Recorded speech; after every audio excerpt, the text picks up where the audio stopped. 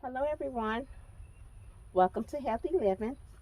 I'm out here going to do a short video getting a flower pot together that has been neglected.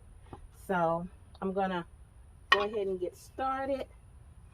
Any of the flowers that I'm using has been clearance on the clearance rack. So you know we always like to try to save as much money as possible.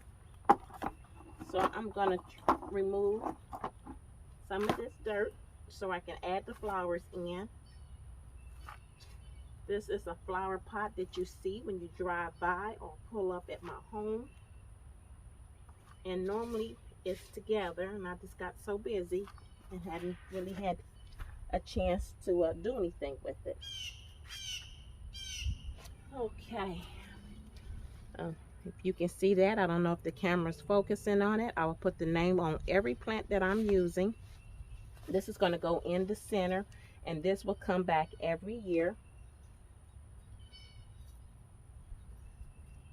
It get quite tall, so I'm gonna make sure I kind of like really get it down in there. Then majority of everything I'm putting in here is perennial. Okay, here we go with another one.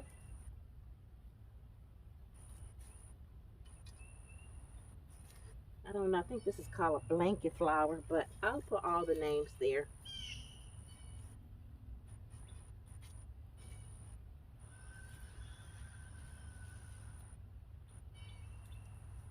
They look kind of rough, but that's okay. They can do that because they're gonna look good in a couple of days. It beats from having nothing in there.